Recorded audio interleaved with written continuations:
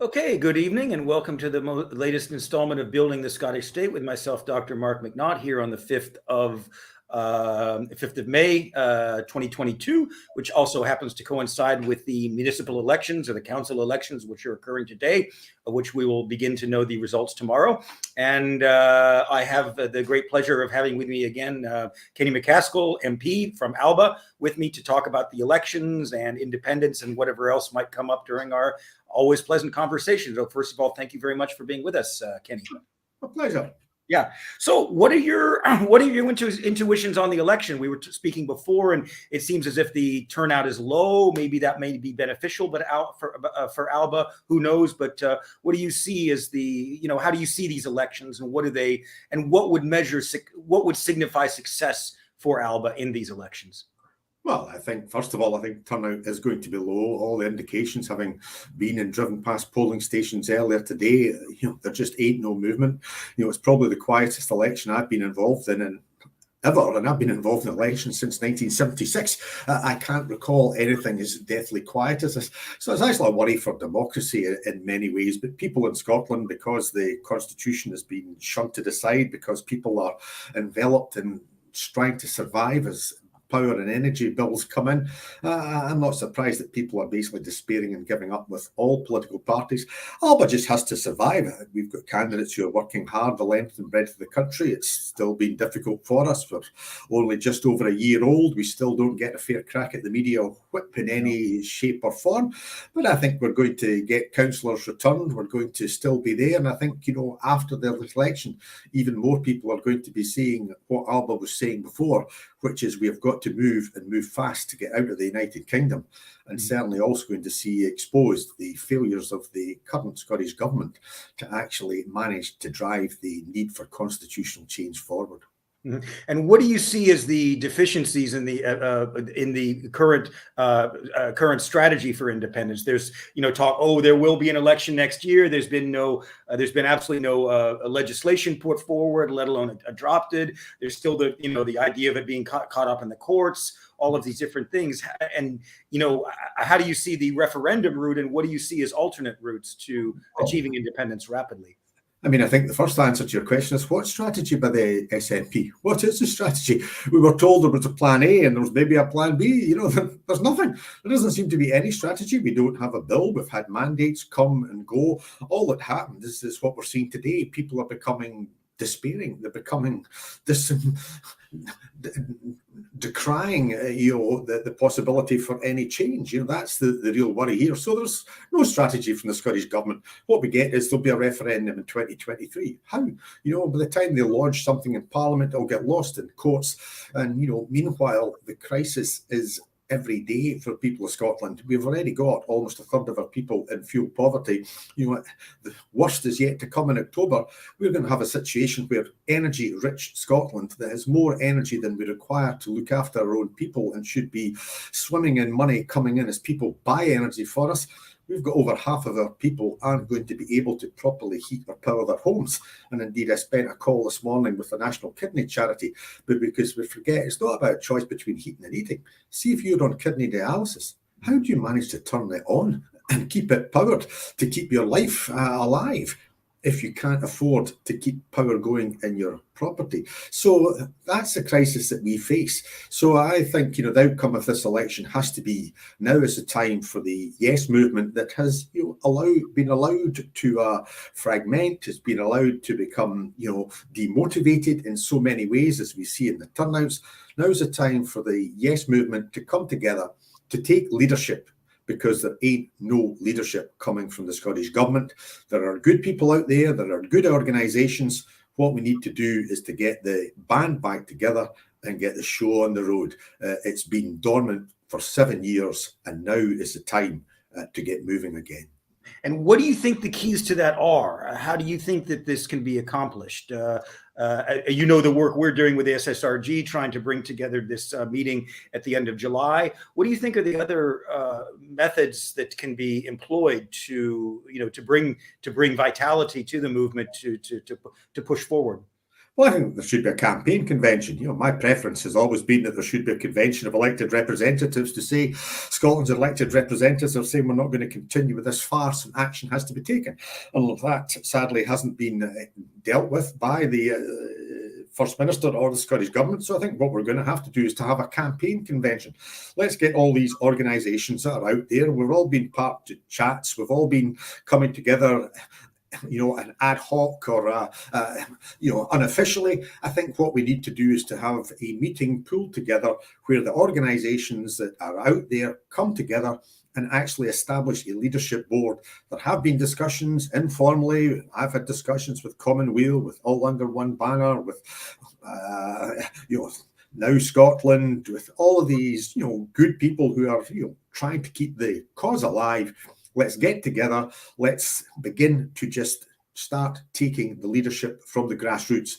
It ain't coming from the top. We've been waiting for the call to arms. We've been waiting for the date to be set. We've been waiting for this, that, and the next thing.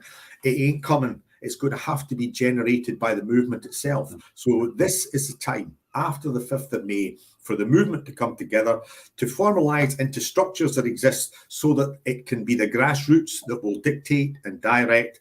And as I say, that will also allow people to operate independently on their own aspects within it. But I think we've got to get that collective unity that has, frankly, been depleted by the leadership of the Scottish Government. Okay. And what are the principal issues you feel that need to be clarified before there's any kind of campaign, or just in turn, not even for a campaign, just for an independent Scotland? We were talking about borders before, pensions. What are some of what are the big issues that need to be clarified in what? I think, at the end of the day, the big issues remain the big issues that they were before. There were pensions, there was currency, that needs to be clarified. Borders are the issues now because, membership of EU or EFTA, that requires to be resolved. But initially, what we've got to do is to bring the movement together. Our movement is being allowed to fray. It's only a few years since we could turn out well over 100,000 in a march in Edinburgh. We aren't getting anything like those numbers. That's not to say support isn't out there. Support is out there. They just don't know what to do, what's happening. They're not being inspired. Many of them think that, well, we voted in 2014, we didn't win then. What can we do? And that's why we've got to show that there are things that could be done. So, yes, a campaign convention that comes together should begin to bring together the work, because there is work ongoing by lots of organisations. Pull it together, focus it there. But I think what the campaign convention's got together is just to get some leadership, to get a new leadership that isn't a leadership that isn't taking us anywhere. And that has to be, decided by those who go to that convention. Can't be decided by me, by any one political party. It has to be decided by the people who turn up. But control must come back to the people, not be dealt with by a few elected representatives. And do you think there should be some kind of one individual leader, or I'm not saying that necessarily Alex Salmon is the right person or anybody else, but do you think there needs to be some one individual leader, or do you think it can be led more kind of by a collection of different people? Or how do you see how do you see that? At the end of the day, it has to be for the convention to decide. You wouldn't be having a convention, and it wouldn't be a democratic convention if it was all decided by me. Right. My own personal view, I have to say, is that ultimately you want to have a leadership, that is of a reasonable, you usually have to have a committee that goes with it. There'll have to be spokespeople. Does it have to be one individual? Can it be one or two? You certainly have to have some individuals. Should it be a prominent political figure? I tend to look back at the success of the campaign in 2014 was we had Dennis Canavan, who was political with a small p in terms of his retiral. So I think it might be better that it's for the convention to decide. There are good people out there, and cometh the hour, cometh the individual. I think they have to step forward. Should it be one person? No, I think there should be a lot of people. But ultimately, I think as with everything, personality dictates, and media will go to some people, but they have to be accountable to other group, an elected group, and they have to ultimately be accountable to the convention. That's how, call it a political party, call it a movement. That's how you have to have some element of democratic structure. But I think we've got to get that on the road, because at the present moment, I look at the situation now, and the concept of a referendum in 2023 is fanciful, and we haven't even sorted out the key issues that you're mentioning. They can be sorted out very quickly. What we've got to do is to get the movement moving, because the turnout in today's election shows, that people are becoming disengaged from democracy. Mm-hmm. Yeah. Okay. I've got a question regarding a second chamber that David Younger, a member of our SSRG group, has proposed. And I mean, you being in Westminster, you're well aware of the role of the House of Lords. But as I understand it, David Younger is suggesting more of a people's upper chamber that sort of oversees the functioning of the Parliament, not necessarily being part of the legislative process, but being much more of a kind of an oversight body that makes sure that the Scottish Parliament is functioning properly, to avoid things like, for example, the ferry fiasco, etc. Have you thought about the idea of a second chamber in Scotland? I've got my own personal views. I've always been supportive of a second chamber. The Irish have the Senate, even although they had considered getting rid of it a while back. I actually think a second chamber is a good thing. It allows regional representation. It allows the great and the good, and the Irish senators, such as Mary Robinson, have proven to be outstanding. So that tends to be my preference. Equally, what I have to say is we can spend all our time plotting how great Scotland's going to be and what great structures we're going to have. I actually think the first thing we've got to do is actually win and deliver an independent Scotland. So yes, my preference is for a second chamber, and that question has to be answered. But actually, I always look at, without personalising it, but I look at Pete Wishart, who seems to think that independence is inevitable. I wish it was. I mean, the British state is fragmenting, and the result of an election in Ireland today might be even more significant in terms of impact upon the British state. But this idea that we had it before. All we had to do was get through COVID. Nicola was going to save us from COVID. After that, the Scottish population was going to be so enthralled and thankful and grateful to the First Minister for saving the country from the COVID pandemic. They were all just going to bow at our feet in independent Scotland. Hey, Bob's your uncle. There we go. We're one throne. We're free. Mm-hmm. We're no further forward now than we were in 2015, and arguably, we're in danger of going further back. And that's why, as I say, yes, we need to have answers to the question that Peter makes, and that's my view there. Equally, I think the real urgency is to get the campaign back on the road and get our people out on the streets again. Mm-hmm. Yeah. Okay. Let's see. And has, as far as you understand, has the this is again jumping ahead in terms of ahead of getting after getting an independent Scotland, but has there been Alba consideration of a written constitution? Well, I think there's other people been working on a written constitution. I've been aware of a written constitution. I've argued for a written constitution. I've argued for a written constitution when I was Justice Secretary. We've always proposed that Scotland should have a written constitution. The UK is abnormal, if I can put it that way, and not having a written constitution. And Boris Johnson is showing that an unwritten constitution, you can throw a coach and horses through it. Not only do you have a prime minister that can lie and commit crimes in office, you have a police force, you have a civil service that are being manipulated and shown to be capable of being distorted by their political masters. So you require a written constitution, and that ultimately has to be approved by the Scottish people, presumably in a referendum when it's put to them once the state's established. But I come back to the fact that's been out there. People have produced drafts. Sure. People have written books about it. What's my view on them? It's a good idea. Equally, we've got to win independence first. Right. Yeah. Agree with Kenny. Independence first. Why are we looking at soft furnishings before the foundation is even built? So you have some. I guess maybe I am still looking ahead a little bit, but I was very interested in your perspective, having been the Justice Minister under Alex Salmond, and given the way that the Alex Salmond and Craig Murray thing went forward. And I was wondering what flaws you saw in the judiciary that could be rectified in an independent Scotland. The flaw, without going into any details about the actual cases, but what are the kind of the flaws in the administration of justice that you saw with regard to the Craig Murray and Alex Salmond cases? Well, I don't think there's a flaw in the judiciary as such. I actually hold the Scottish judiciary in very high regard. I disagree with the position that Lady Dorian took, certainly with regard to Craig Murray, and I disagree with other actions that have come out. But I think the Scottish judiciary is actually very good. We do have to have changes because, as with the judiciary south of the border, it's still very heavily skewed towards people from one particular economic section of society. That tends to be the case. It's even the case in Ireland that the law tends to be the prerogative of the rich and middle class, but we have to do more. But to be fair, the Judicial Appointments Board have made, I think, made some progress in Scotland. The progress isn't the judiciary. The real problems in Scotland isn't the position of the judiciary. The position in Scotland and the real problem in Scotland is that the Lord Advocate still has this dual role, that the Lord Advocate, as she is now, is both the head prosecutor and also the senior legal advisor to the government. That is simply unacceptable. You know, I served in an administration where that is in existence because that was what we inherited.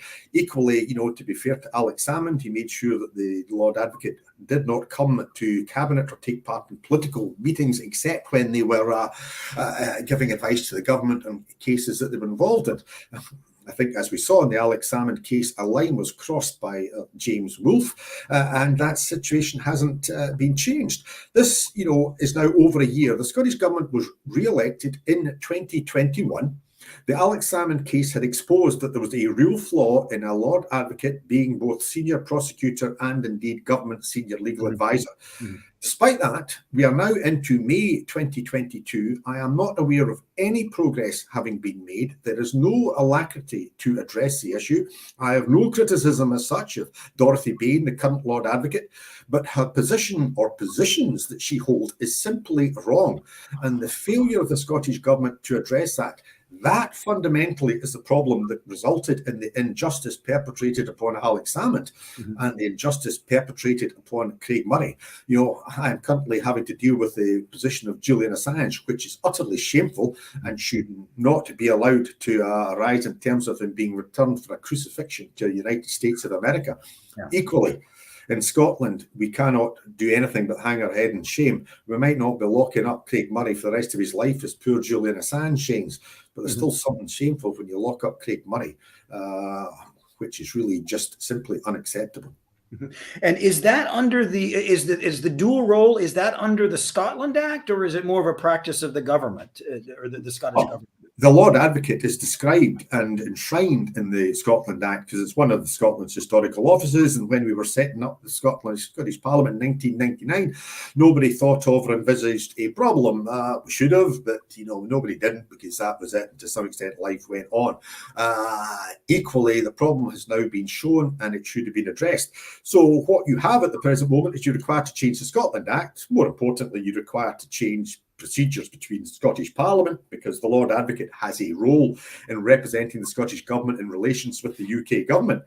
Equally, this isn't a problem I can blame at the door of number 10 because all my discussions with Westminster, they take the view we're perfectly open.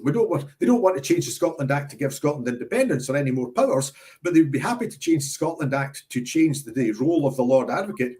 And all we really need to do is to actually change it to call it what you like, make the Lord Advocate the head of a prosecution service, and you know, make the Solicitor General the legal advisor to the Scottish Government. You can call the names whatever you like.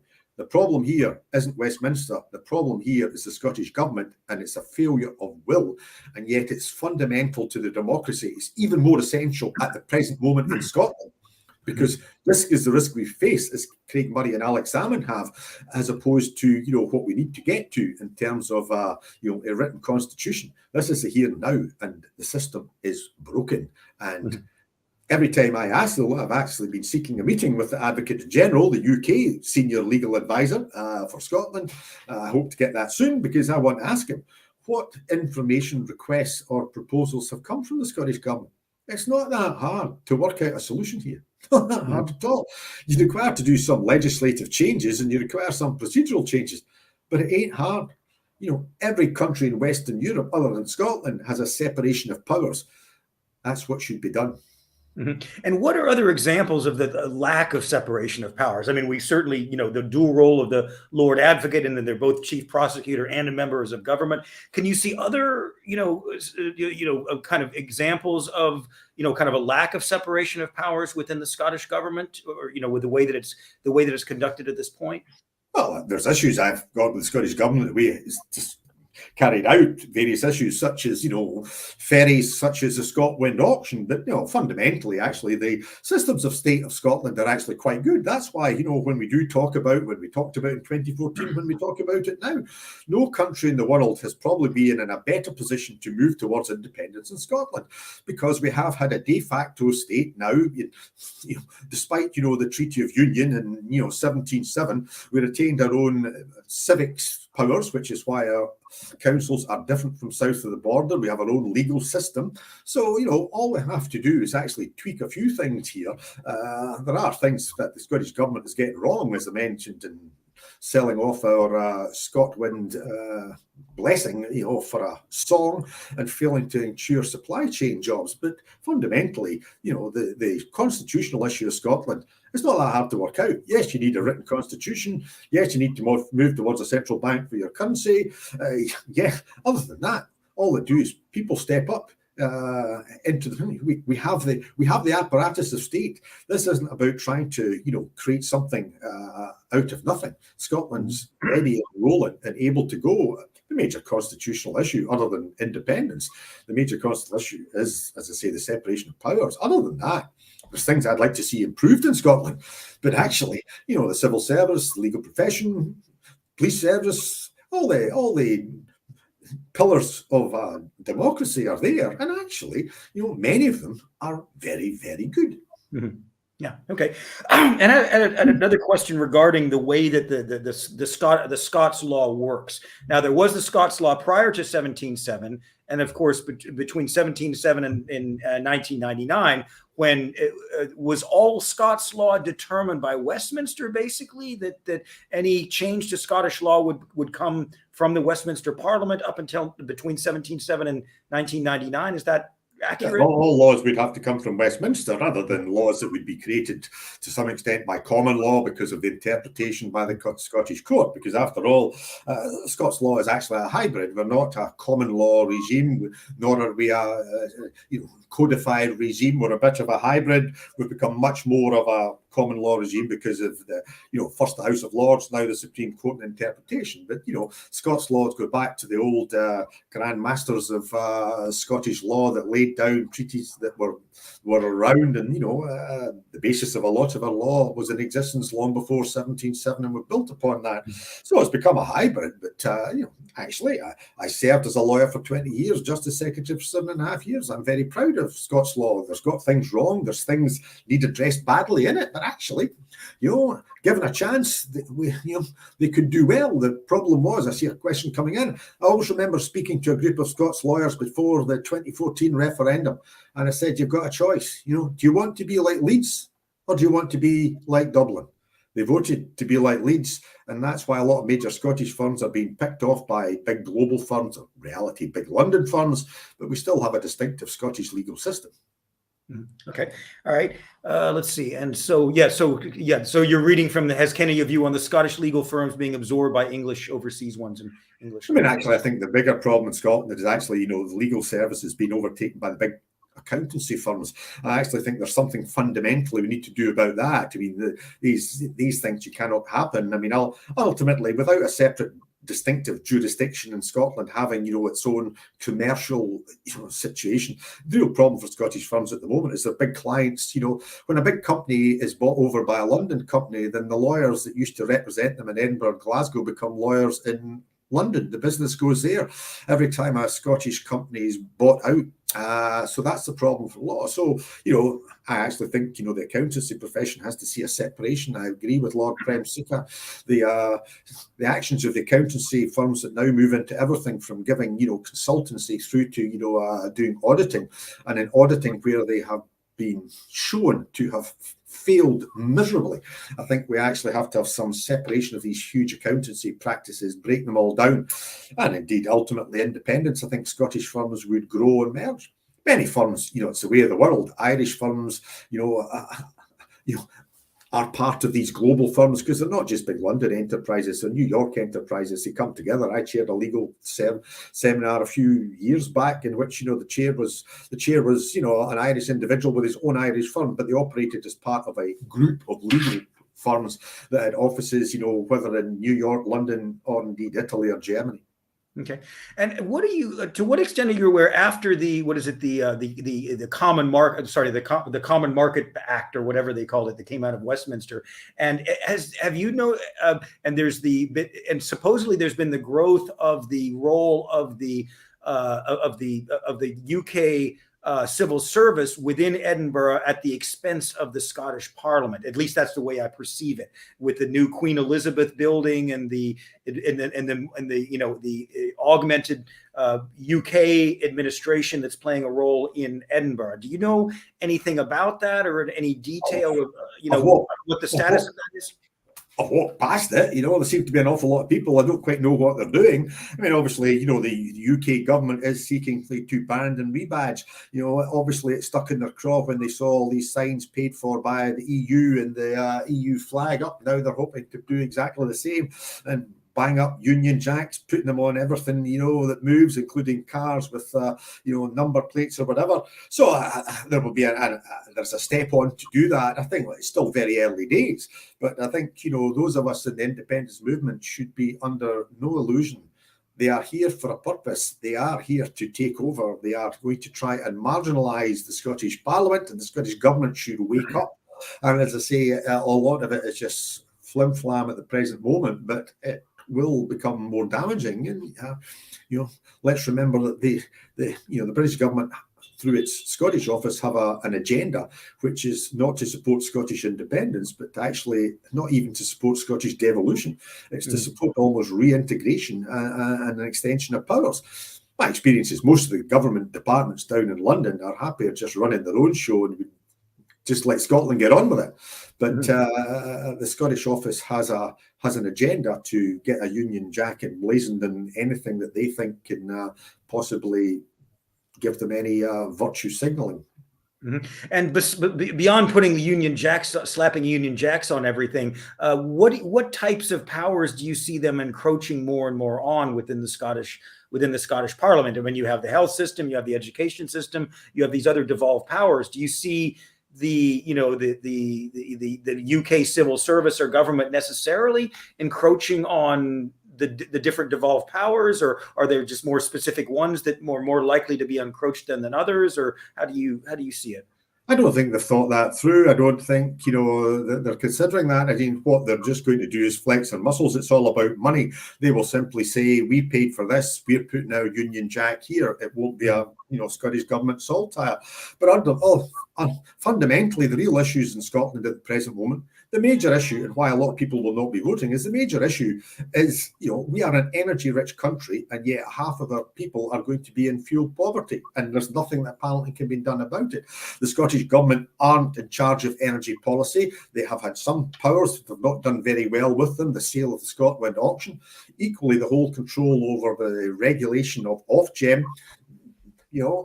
We're getting a narrative at the present moment that it's all down to the war in Ukraine. It's all global pricing.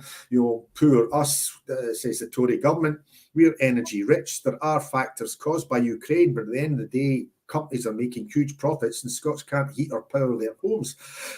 So the Scottish government is being marginalised, bypassed, shown to be, they can mitigate factors. Speaking to the National Kidney Charity, they were praising some of the welfare benefits that have come in from the Scottish government. They're a help. But see if your bill's going to be £4,000, the benefit the Scottish government's going to be able to pay ain't going to be able to cover it. So to some extent, it's not that they're taking over. It's that they're just going to, push the government aside. And why would the Tories want to take over education? They'll probably take the view that the Scottish government's not doing too well there, so let them take the rap. So as I say, the strategy of the UK government is just to say, we do all the good things. Here's a bit of money. Here's something built. Put a big Union Jack on it. Meanwhile, the real issues that matter in Scotland, where's the jobs that are going to come with these new offshore wind? Well, They'll decide, and the work is going south of the border or abroad. Where's the money? Well, it's not coming here because the revenue's going south of the border or abroad. Mm-hmm. And at the end of the day, who's going to be able to do anything to alleviate your heating bills come October? Well, it'll be the Chancellor, whether it's Sunak or somebody else by then. There'll be a Chancellor saying, well, I've dealt with a global crisis. It's a global crisis, but here's a few pence to help you poor paupers out to meet your bills. I've done that. So the Scottish Government's just getting nudged aside. Mm-hmm. Yeah. Okay. And what more within the competences that the Scottish government could have, for example, with energy bills. It's easy for them, to say, well, it's all Westminster's fault. Do you believe that there's more that the Scottish government can do, even given the Not with regard to energy bills? I mean, that isn't reserved. That's Ofgem, and Ofgem are a creature of statute. They do what they're told by the government, and the government won't direct them. The government could easily direct them to level the tariff between prepaid meters and credit. I'm on credit, and therefore it's a cheaper bill than somebody who's on a prepaid meter. Who's on prepaid meter? Those who are on rented accommodation, or those who are poor. Ofgem haven't done it. Why? Because the government criteria set by Westminster, doesn't tell them to do it. If they were told to do it, they would do it, and it's not that difficult. So the real problem, isn't on issues like that. I mean, the real problem is the Scottish Government hasn't been seeking to get more powers. I think, there's not that much they can do to address the fuel crisis. I don't think they help by giving £150, for example, back to me, in terms of making, the £150 go to council tax bands A to D. I think we'd have been better giving more money to fewer people who actually needed it than just giving it to people in Band D. I mean, I can't speak for my neighbours, but I don't think any of us are impecunious or struggling. That's not to say my neighbours are wealthy, but I think we should have been targeting. I'm always somebody who historically supported universal benefits. I've obviously believed that people should pay their tax and everybody should get back a benefit. But I think the scale of the crisis we place at the present moment, I think there's got to be a lot more targeting. Stop spreading the jam so thinly and actually start giving more to those who really, really need it. And some people really need it at the moment. Yes, absolutely. And speaking of which, in the Alba manifestos for the councils, I'm not sure if they all were the same, but I was looking at some of them, and they were promising more, money for fuel and stuff like that. How much power do the councils actually have? I saw an interview with Alex Salmon saying that, and he was saying that there were kind of rainy day funds that were there, and he said, guess what? It's raining, and this is the time to allocate those funds to help alleviate the poverty. How much can the councils do, in your view, to alleviate this the fuel poverty and the deprivation that's come about? They can do a little. They can't do a great deal because the fundamental levers rest with Westminster, but they can do a little. And that little, though, matters a lot, especially if your plight is difficult. I'll pay me my bill. It won't be easy. I won't relish, seeing the bill going up, however, whatever percent, but I'll manage it. But I know that many of my constituents simply won't. And as I say, that's why even a little will be a lot to many people. So there are things that councils can do to alleviate hardship, freezing the council tax, providing free access to sports facilities, for kids, making sure that, we target, additional money towards kids and educational maintenance allowance. All these things are essential. On their own, they aren't going to address poverty. You require the full levers of the government and the wealth and taxation. But, they're better than a pokey eye with a sharp stick. And actually, for a lot of people, there'll be that little bit that will stop them going under. Yeah. Okay. And you mentioned October is a big deadline. Is that when fuel bills are set up to go even more? Or I think it was the chief executive of Scottish Power that said, come October, it will be whatever we've seen now. This will be worse. Now that's why I think at some stage the UK government will almost certainly do something to mitigate it, because they're going to take a bit of a doing south of the border in council elections. The cost of living crisis is the real problem, especially as interest rates have gone up. So it's not just those who are in poverty and social housing. Those who are struggling to survive and paying a mortgage are suddenly finding that the mortgage is going to go up. So people are getting hammered in all directions. So I think they will almost certainly have to do something. But will it be enough? The windfall tax, because we see record profits from British Petroleum, from Shell, it has to be a windfall tax. It has to be put into helping people and putting down bills and levelling the iniquities and injustices that exist. So as I say, that's all with the UK government. Equally, it would be useful if the Scottish government would start banging at their door and demanding the powers. If they won't, then we will. And if, give us our cash to let us get on with it. Getting that message across to people, I can't understand why they haven't done that. Yeah, another. This is on somewhat of a different subject, but we have the JERS figures that come out, most years, and saying about what this huge black hole deficit that Scotland would be in if it became independent, blah blah blah. But from what I understand, the Scottish government can't borrow money. I mean, from what I understand, I may be wrong, but that the Scottish government can only spend the money that it gets from the UK government in the form of the grants, and that the Scottish government itself cannot borrow money. Is that the case, or how does that work? Historically, when it was established, the Scottish government couldn't borrow money. Local authorities could, but the Scottish government could. There have now been powers given that allows a very small amount of money to borrow, but not huge amounts. And even with a 1% rise, and even with the caveat of what I was saying about people struggling to pay their mortgages, governments can borrow. Money is available. There are financial institutions, there are sovereign wealth funds, the likes of Qatar, who I've actually met, have lots of money. Look to invest, and there's things that we need to do in Scotland, such as build socially rented homes that are affordable rents. So there's things that can and should be getting done. The borrowing powers aren't as extensive as they should be. They aren't anything like what an independent nation's flexibility is, but they should be getting used. Yeah, because normally, as I understand it, for example, the UK government, in order to borrow money, they would sell bonds, like the United States sells treasury bonds all over the world, some $10 trillion out there floating around. But as far as you understand, who would Scotland, the money that Scotland does borrow, who do they borrow it from? Is it from the British UK government, or as far as you understand?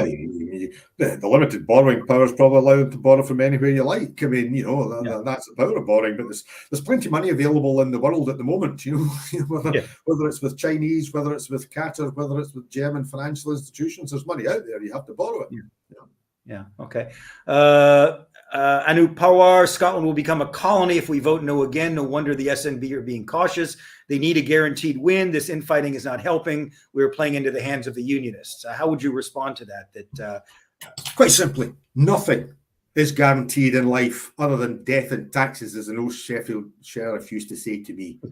I can't guarantee that we'll win the next referendum any more than I could guarantee that we would win the last one. But I can guarantee you this. See if we don't get, moving towards, and I don't think a referendum's coming, so we don't get moving towards taking independence in a manner that we do so democratically with the support of our people and in a non-violent manner, then we will become that colony and we will disappear.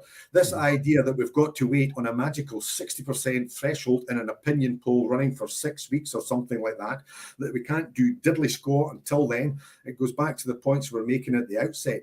I, stepped back from politics in 2016 when the party and the movement was on a high, when people were out there, were confident, were keen. And, we are seeing a situation where we are going backwards, even although, thankfully, the vote remains, much as it was. The irony is that we've got the worst British government, that we've ever had in living memory. We should be at 70% in the polls. So my response to that is, if you're going to sit and wait on this perfect moment, it's never going to arise. What we actually have to do is to start doing something. And if the Scottish government, who hasn't been doing anything, won't do anything, that's why the grassroots movement has to take its movement back. It's our cause, not their cause. It can't just be down to full-time staffers, MP staff, or whatever else. It's got to be the foot soldiers that got us so close in 2014, who have kept the cause alive in good times and in bad. It's our movement, it's our cause. And we've got to get going fast, not sit and wait, because otherwise people are just going to lose hope. Yeah, going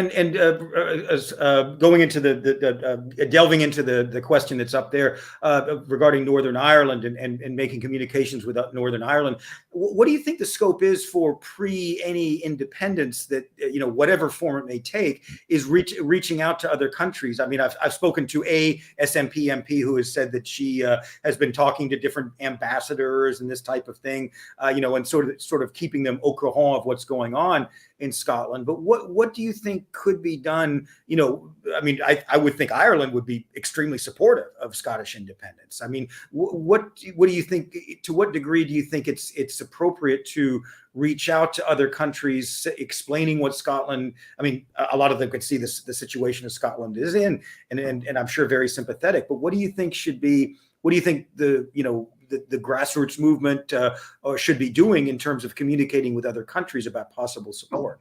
I think there's two things. First of all, I mean, the Scottish government should, at minimum, at the time of Brexit, been seeking to get the same deal as Ireland had got. We should have been seeking to get, access to the single market, and given that the SNP held almost the balance of power, to have had that position between 2017 and 2019 and achieved absolutely nothing. Because of my age, I had a birthday a few days back. You get to you reminiscing about your record and career. Happy birthday, by the way. I've been speaking to some SNP, and I always remember when I was a minister, I'd speak to people who were coming in as junior ministers, and I would say, "What do you want to be your legacy? Do you want to just say I was there, I was a minister, or do you want to say I did ABC?" And I think Alex Salmond, I think myself, I can look back and say I did this, and I'm quite proud of that. Or do you also want to say I was there? I think there's many an SNP politician at the present moment who's going to be saying, you were elected in 2015, you served until 2024. What's your legacy? Have you taken the cause forward? Have you advanced independence? What have you delivered? Now, I appreciate you don't have the powers that a minister had to be able to say, I'm delivering this. But I think people have to start looking to themselves. We actually have to start delivering. We have an obligation to leave the movement stronger than we inherited it. And the danger is we're not doing that at the present moment. And that's why the movement has to take it back. In terms of international politics, let's be clear. No international government is going to come to Scotland's rescue. We're going to have good relationships with them. And I, have spoken to governments, not just the government of Ireland, but elsewhere. And they will say privately, we hope you well and we wish you well. At the end of the day, their interests aren't Scotland's interests, their interests are Ireland's interests. And, they won't wish a confrontation with the rest of the UK or whatever else. So they'll say, good luck to you guys. We wish you well. On you go. Hope it works out for you. That said, you have to have a good discussions and relationships with them, and I think we have that. That's been built up over years, and Scotland is popular. We know that in terms of people actually like us. A lot of winning support is just winning friends and influence. They've tried to close down how we can get money in. Tory donors can come in, Russian oligarchs can fund the Conservatives. But see if an expat Scot working in Toronto wants to send £250 home to help the Yes campaign, and somehow or other that becomes a criminal offence. So they're closing us down. So you seek to make friends, but at the end of the day, Scotland's independence will be delivered by the people of Scotland here in Scotland. Yeah, and that's the impression that I've gotten. People in our group have actually spoken with people from other countries, and and said we'd love to recognize you, but you have to do it yourself. You have to, it has to come from within. We can't, like as you say, come to the rescue and bail Scotland out. It has to come from within. Going on to an earlier question, just a question that came up just a bit ago. Who do you think should be in charge of negotiations, or what type of person is required to be in charge of negotiations from with the RUK once independence is achieved in terms of division of assets, this type of thing? I was thinking Jim Sillars, but maybe given your knowledge of the British government, what type of person would need to be? I mean, I think that ultimately has to be ministers and supported by civil servants, and we were ready for that in 2014. I mean, I have to say, Sir Peter Housden was an outstanding permanent secretary. I mean, I would have had no doubts that he would have been able to represent us, and along with his senior staff. we have good people, working for us. There's people you can bring in. So I don't think you need any, any top striker or something to be brought in. You've got the staff there already. We were ready for it in 2014. The result didn't go our way, but I do know that, had it been a victory in 2014, then the negotiations would have begun, led by Alex Salmond, supported by the permanent secretary and other senior civil servants. And where we needed resource, we went in, run in. I remember took some advice on military and defence. We got in from Brookings and things like that. So, that's when you go forward. So it's not that hard. What you have to do, what's lacking in Scotland isn't the individuals or the resource, it's the will. Yeah. Okay. And what do you do you think that other the whole pretext of that the Scottish government has said about the Section 30 order is it's the gold standard, and that other countries would not recognize Scotland if it didn't go through this quote unquote legal process? Do you think that there are alternate means of having of legally achieving independence outside of a referendum?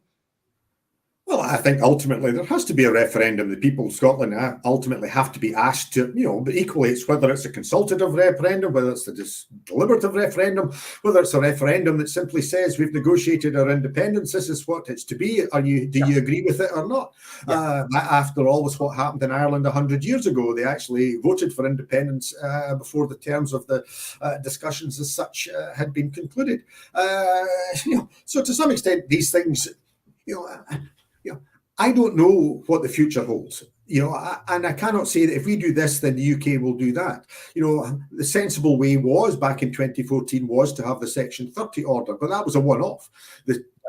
Westminster has said they're not giving us a Section 30, or not now, not necessarily not ever, but they're not giving us it now or not until the date of their choice. So that is out. We could have had a consultative referendum had the Scottish Government gone for it early. Now we could have one, but we would undoubtedly face a boycott by unionists. It makes it difficult. We now have to look at other ways, and that's why you come back to getting the convention of elected representatives together to say who calls the shots in Scotland, who's democratically elected. So what you have to do is just to start going forward. This idea that we have to have a chosen path, we have to have a gold standard, gold plated, such a thing doesn't exist. What you have to do is to seize the moment, take your people with you, enter into political debate, and that means bringing politics together. It means using court channels. It means arguing about sovereignty. It means building friends abroad. What you've got to do is get the show moving. That's what happens.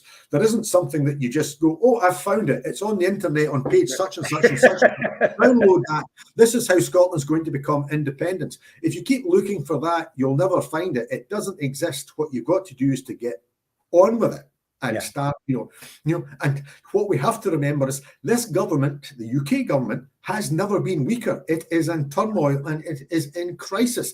And actually, people talk about a crisis coming because of Sinn Féin victory in Northern Ireland. That's the least of their worries. They don't care. You've now got probably half the Tory party in Westminster doesn't give a toss about Scotland and Ireland. And if we both left the Union, they would basically say, farewell to you, glad to see the back of you. Don't come greeting back to us because as far as we're concerned, it won't work out for you. This is why we should be pushing now, not waiting for 60%, not waiting for the sun to shine, not waiting on Santa to bring us something at Christmas that will be a referendum in October 2023. Get on with it now. Britain is rocking. What is there beyond, for example, there are big things, but the oil revenue, the whiskey revenue, the Faz lane and the place to park their nuclear submarines.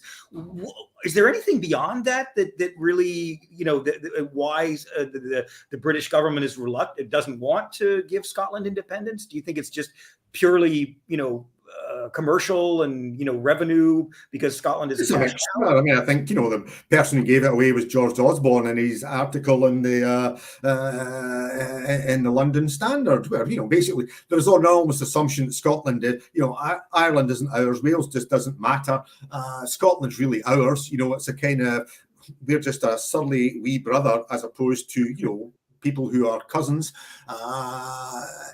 There is also a strategic thing. No prime minister wants to be the last prime minister of the United Kingdom. Although, the United Kingdom, as such as the historian Norman Davies has said, did actually first break up in 1922 when, the United Kingdom of Great Britain and Ireland ceased to exist. So that's basically it. There are financial things because obviously, oil and gas revenues, never mind offshore wind. But I think all those things can be negotiated. The real issue is they don't want to see the prestige of the United Kingdom diminish. In case people do question, such as, why do you have a why do you have a seat on the Security Council of the United Nations when you're no longer the United Kingdom? You're the rest of the UK. Maybe we should reconsider that. That's what worries them. Yeah. Okay. Just a confirmation from one of our viewers that she just got back from the polling station, and yes, turnout was extremely low. I saw something about somebody going on about activists. Can I say? Please. I have never seen so few activists out. I always remember that the Labour Party used to be the candidate's spouse, the candidate's staffer, and whatever else. The SNP is finding itself in position of that. The days of, I remember in the 1990s when you turned around a corner as an SNP activist and you saw a wave of Labour activists coming. That then changed 2014, 2015, 2016, and it was Labour activists who were disheartened when they turned a corner, a wave of SNP activists. There ain't big numbers of activists for any political party this time round. Not big numbers at all. And that's worrying. Yeah. And those who are out are actually normally older. You can tell by the colour of the hair, Yeah. Yes. Yes, Kenny, Nicola's legacy is a short read compared to the legacy of who she inherited the inspired indie movement from. So, yeah.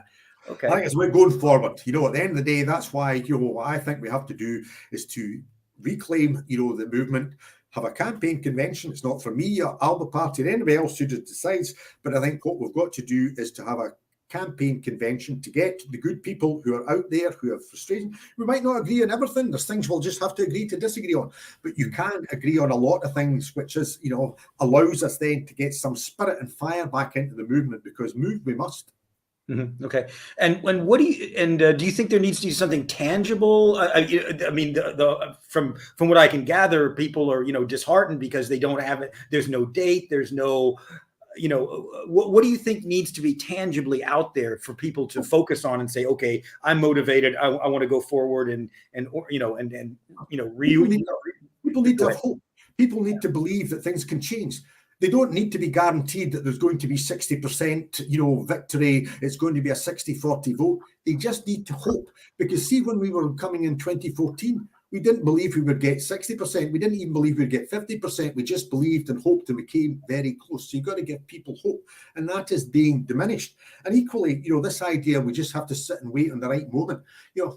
I'm old enough to remember, I'm a big fan of Martin Luther King. There was a time when black movement in America was on the march, a 1 million man march, and it dissipated and disappeared, and it turned into, turning in on itself with alcohol, drugs, and whatever else. We have got to get our people together who are suffering badly in housing schemes across the country. So what we need to do is give them hope. Nothing's guaranteed, but I tell you, if we don't get off our butt, we're guaranteed to lose. So what we've got to do is to convene that march, and cometh the hour, cometh the man or woman, people will step forward. We've got really good people out there. And equally, people keep saying to me, who they are. We actually also need to start looking at bringing forward a lot of younger people. There's good young people. I see them in Alba, but then also I know that in no party and in, other parties. We've got to start giving them some leadership. Okay, well, we're coming towards the end. Kenny's right. We need hope and action towards independence. So we've seen both kind of comments saying, "Oh, we got to stop the infighting," and also we need to have hope. So there's sort of a balance there of different perspectives.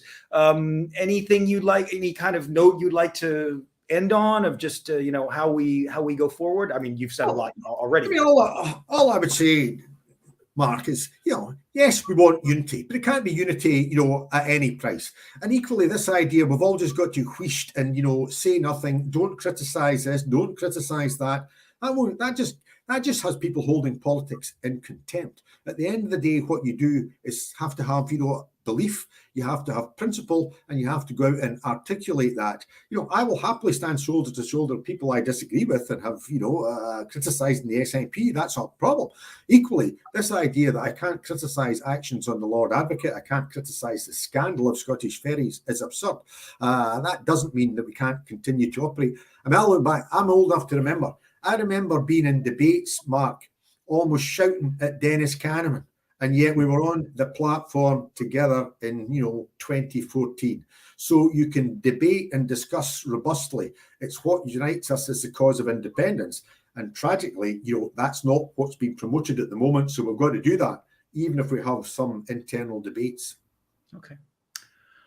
Okay. On that note, unless there's any other questions, we'll close it down. So everybody get out to vote. There's still time if you can. Apparently, the turnout has been very low. We'll see what that means tomorrow when the results are counted. But thank you very much, Kenny, for being with us. It's always a pleasure to have you. Thank you.